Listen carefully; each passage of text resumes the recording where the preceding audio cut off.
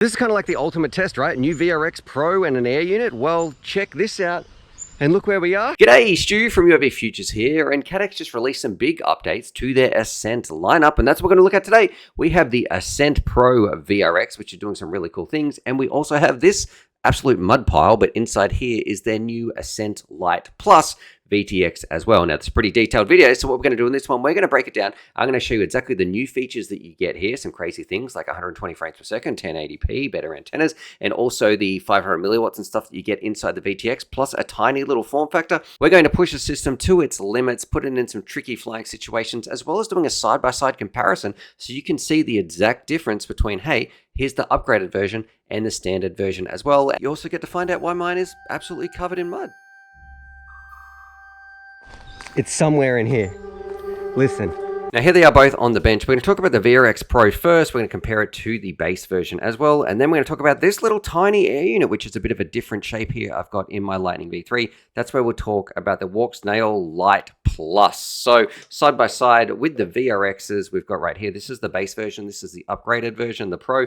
You can see they're a very, very similar shape. They function very, very similar as well. The original was $99. The new one, the Pro, is coming in at $149. So you might say, hey, why should I get the upgraded Pro version? And there is two significant things we should mention. Number one, you get some better high gain antennas. So these are 2.8 dB, where I believe these ones are just 2. So you should be getting some better reception. However, the biggest one about this is you can also now get that footage at 1080p at the maximum frame rate. And the reason that's a big deal is because this little air unit right here, it can do 120 frames per second, but when it's married up to this one, you get 1080p. If you've just got the base version or the Walk-Snail Ascent VRX, the original one, this can only get it at 720p. So by using this version right here, you're going to get the highest frame rate that comes from here and also the highest resolution. Now, if we flip it over, it's basically the same function and form as the original that we've got right here. Same barrel plug, same USB if you need to do any updating. You can take an SD card in the side as well.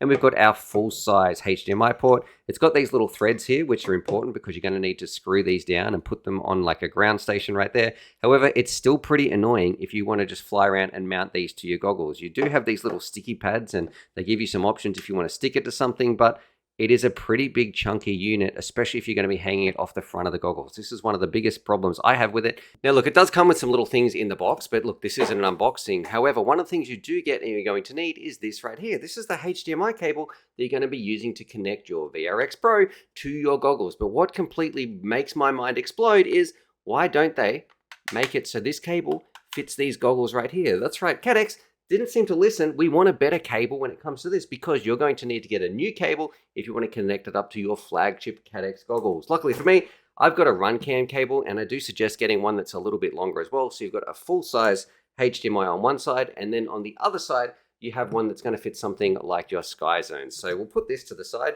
and then keep getting on with the review. So with that cable insanity out of the way, and before we go have a trek through the mud for a lot of fun here in the Australian bush, let me show you what makes the Ascent Lite kind of special though. The Plus version is doing some cool things. So I've got them side by side right here. I've got the muddy Ascent Lite Plus version right here and the base version. This is in my Lightning V2. This is my Lightning V3. But the biggest one, if I just put these two on the screen, is the actual shape and how you're going to mount them. So this one's got our traditional mounting holes. That's what we're used to.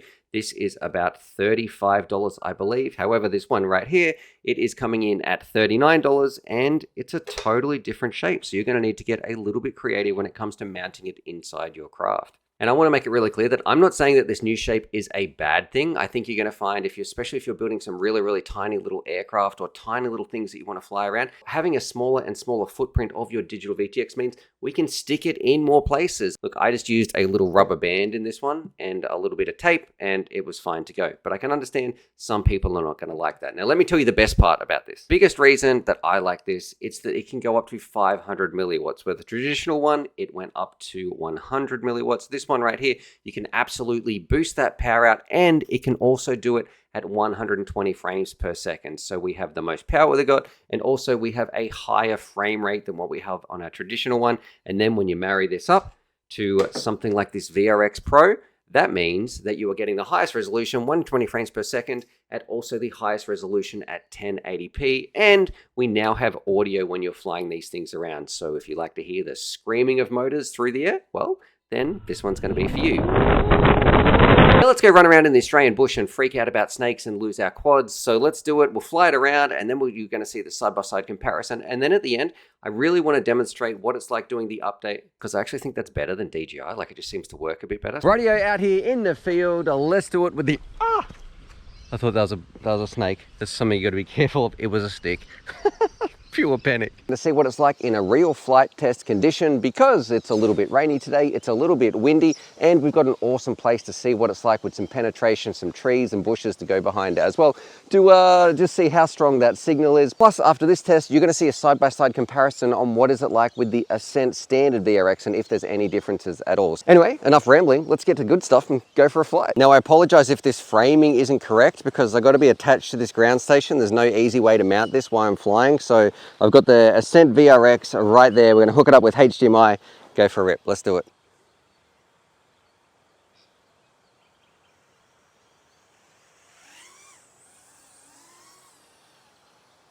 Okay, and the little wobble is actually coming from the Lightning V3.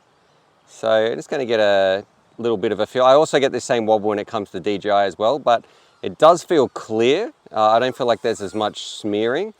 Let's go for a little bit more of a flight. This actually feels pretty great down here flying this, even though there's a lot of moisture in the air as well.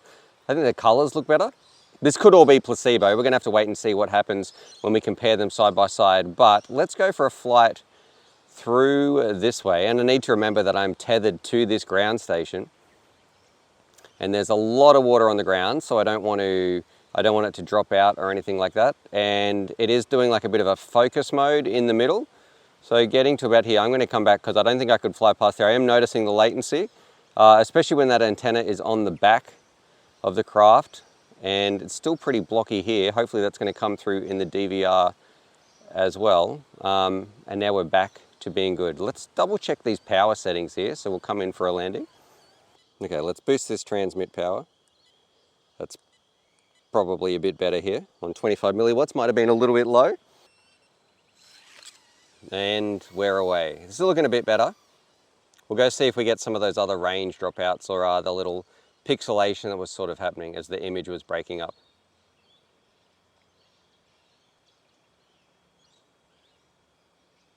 Also looking at my battery voltage here. Yeah, this is much better.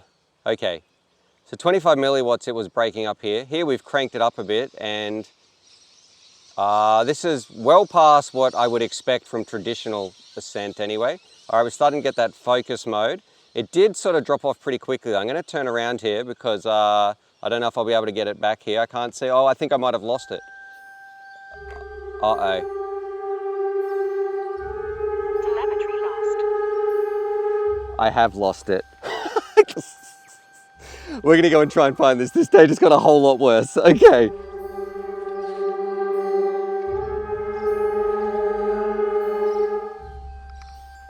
It's somewhere in here. Listen. God, my shoes are going to get so muddy. Oh. I see it.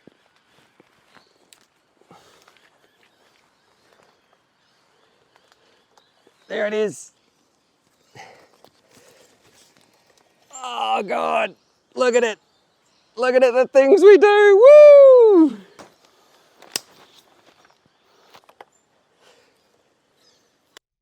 All right, here's me recording this. You can see back there sort of the turn where we were, but I was absolutely cooked at this point, covered in mud, and I was like, I don't even know if I can talk. I need a little bit of a breather, very unfit. And some of you note as well, when we come up to look at this mound, don't fly around earth and around corners. It's just not a good idea, but just to give you an indication that, hey, this performed far better than I thought. And what we're going to do in a moment is do a side-by-side test as well of the actual Ascent system. But here I was just like, man, I need to throw some stuff on the ground and just have a break reviewer's curse. So there we go. Having a bit of a tantrum. Hopefully you're enjoying this video. Maybe this is the time when you're going to become a patron or a sub or sign up and become a member, because it would be greatly appreciated. Probably not a good idea to fly behind these mounds of earth right here and up and around the corner. We're going to do a back-to-back flight now. I've just flown this to get a baseline. I'm going to fly the Pro right now back-to-back so we can find out, hey, is this the upgrade all Ascent users are wanting? So let's do it. And to try to make this as fair as possible, we're getting a big beep right there. To make this as fair as possible as well, we've got them in some very, very similar crafts. I've got a Lightning V2, which is where I flew the original Ascent, and this one with their new little VTX in here, this is in the Lightning V3. So let's plug that in, get my goggles ready. Alrighty, here we go. We got the Pro VRX and also the Lite Plus on the left-hand side, and on the right, we're flying around with the base version that we've had for a little bit. And you can notice I have them. I've tried to set them up in exactly the same way, so the antennas are facing the same way. I've mounted them in the same place, trying to do the same flight paths. But that's kind of difficult when you're just trying to cruise around your yard to do a perfect scientific test. But this is what we've got, and this is what I've been able to put together. And you'll also notice towards the end of this, you'll notice my thoughts of like, hey, was this actually better, or was that all placebo? Let me know what you think. I think the skies look a little bit better and the blues look nicer on the left hand side on the Pro, which is weird because they have like the same sensor. And I also think the colors don't look as washed out or don't look as flat on the updated one as well. A big one, if you're all about having like that OSD and the readouts of the antennas and the reception, you're going to get that on the Pro version. You don't get that on the base.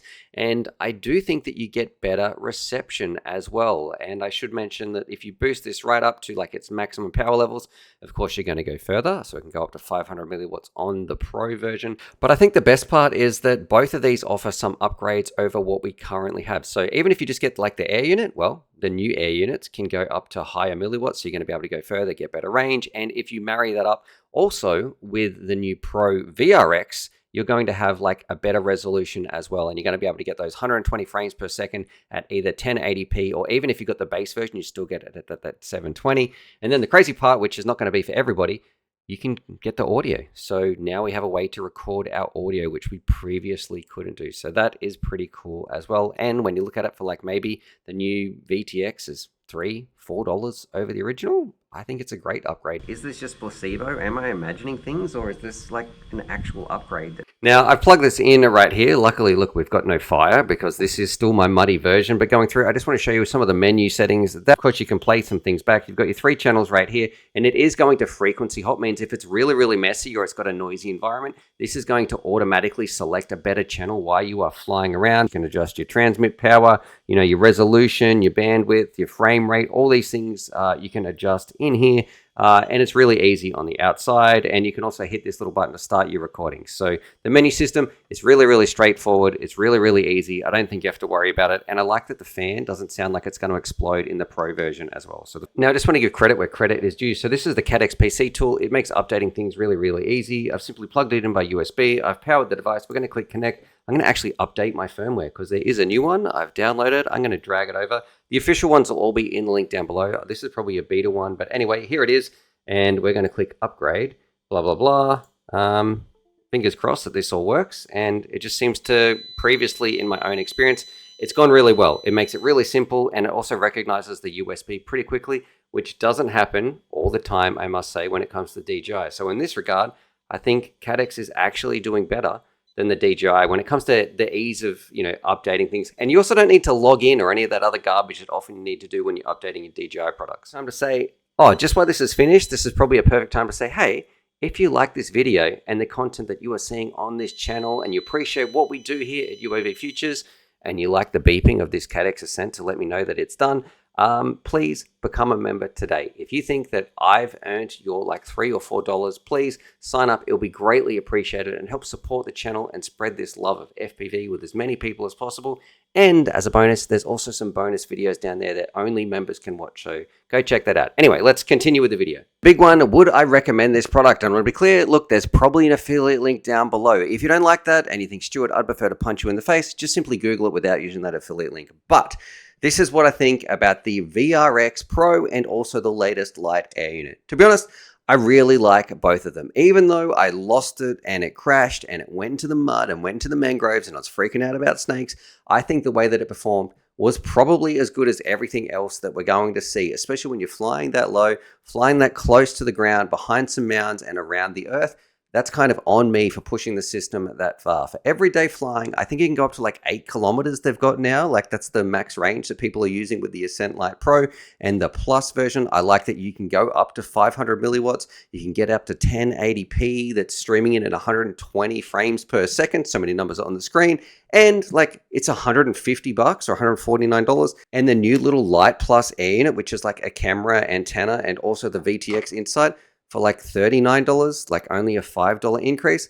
It seems like a big step up and a big step forwards over the original. I would definitely be paying that $4 more to get the latest version. But is it perfect? No. You're still going to have the same latency issues. It's not going to be for racers. It's not going to be for people who love HD0 or are latency sensitive. But I think the image looks really good. And the big one, it is super cheap as well. The big change that I would like to see in the future for me that makes this like, just kind of frustrating, the actual flying experiences I'm totally fine with. It is just like mounting this and having it like little ground station, or finding an easy way to put this on my goggles where I don't feel like I've got cables and HDMI cables going everywhere. That part actually does annoy me. And something I'm specifically annoyed about Caddx right here, come on, give us the correct cable. We don't want like this short little full-size HDMI cable. Give us one that actually plugs into our goggles, please. Or like if my friend came up to me and they said, hey Stu, do you recommend this? I don't know anything about FPV. I just want to fly around, have some fun. I also don't want to break the bank. I want a nice, pretty picture, and they're not particularly latency sensitive. I'd say, yeah, I do. Would I spend my money on it? Yeah, I would. But do I need to be conscious that I'm going to need a ground station or a better solution to this? Yes, that's probably the biggest thing that I like about it, but there's probably some workarounds. Maybe a chest mount or something. If they could ever come out with a little special like module that plugged into some Fat Sharks or Sky Zones, that would be outstanding. I don't know if that's ever going to happen, but hey, that's the Caddx Ascent Pro VRX and also the updated Ascent Plus Air unit with 500 milliwatts. Let me know what you think. It was a pretty big video to try to film this one. It took a long time. Hopefully you enjoyed it. Maybe this is the day when you're like, you know what, Stu, I will subscribe because you're a legend, and I'm going to join those members down below. All right, thank you. I'll see you in the next one. Radio out here in the field. Let's do it with the